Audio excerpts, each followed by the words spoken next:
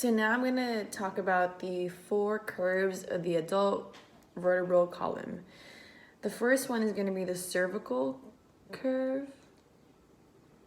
We have the thoracic curvature right down here. And then we have the lumbar curvature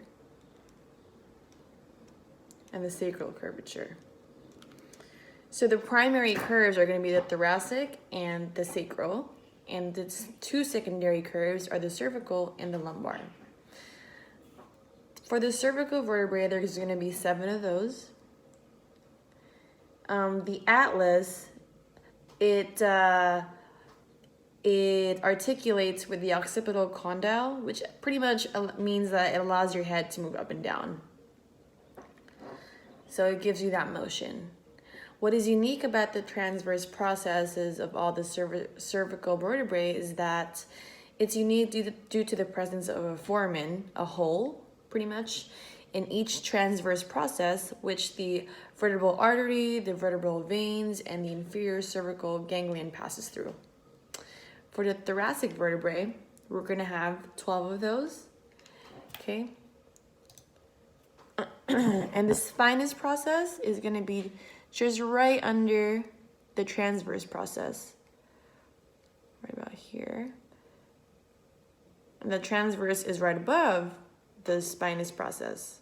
For the intervertebral foramen, so these are pretty much the root of each spinal nerve, the spinal artery, of the segmental artery communicating veins between the internal and external plexuses, and the transformal ligaments, they all kind of pass through the foramina. And that is going to be right under the intervertebral disc, right about here. And then the body of the centrum is going to be the body. The position of the intervertebral discs is going to be 3, and they're all going to be right above the foramen, about here. Okay, and then next we have the lumbar vertebrae. We have about 5 of those. The sacrum is right about here. In the sacrum, there's 5 vertebrae used to form this bone. Coccyx is this one right here. Okay. The next one we're going to talk about is the sternum. So for the sternum, here we're going to have the manubrium right around here. And then the body is going to be right around here.